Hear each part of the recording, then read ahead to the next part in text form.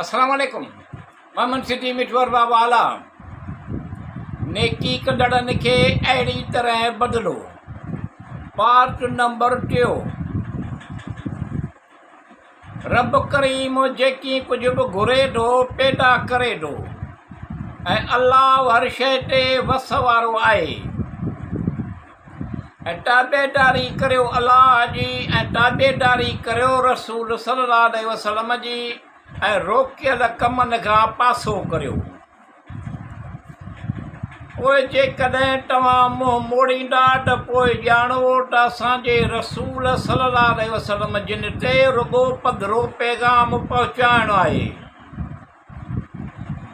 सरज़मीन में हर चुरंदड़ फिरंदड़ जानदार जी रोज़ी अल्लाह ते आहे, जेको संदसि फज़ुल आहे।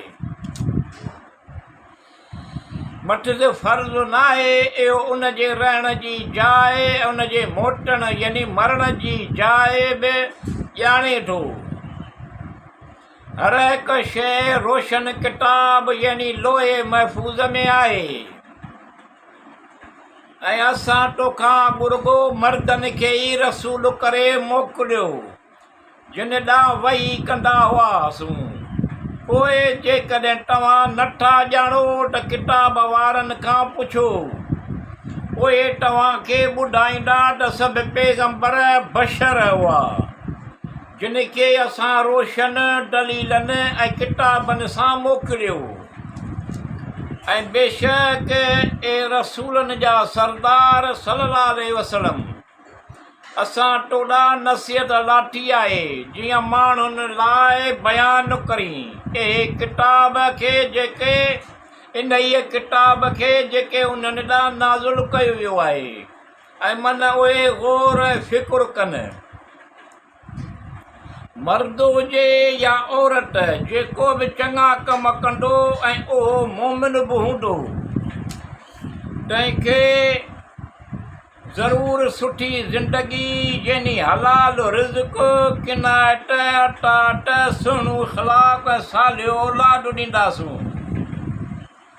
जेके कम उहे कनि था तिन जो ज़रूरु खेनि सुहिणो बदिलो ॾींदासूं। पोइ जॾहिं क़ुर पढ़णु शुरू करी त शैतान खां अल्लाह जी पनाह घुर। बेशक जिन माण्हुनि ईमान आंदो ऐं पंहिंजे रब ते भरवसो कनि था तिन ते संदसि का हुजत ऐं को ज़ोर न आहे। संदसि ज़ोर ऐं ग़ुलबो त उन्हनि माण्हुनि ते आहे जेके खेसि पंहिंजो दोस्त बणाइनि था, उहे उन जी दोस्ती ऐं ताबेदारीअ सबबि मुशरिक आहिनि। पोइ बेशक तुंहिंजो रब जे नादानीअ सां बुरा कम, तुंहिंजे रब जिन नादानीअ सां बुरा कम कया उन्हनि खां पोइ तौब ऐं ताइब थिया ऐं पंहिंजी इस्लाह कयाऊं।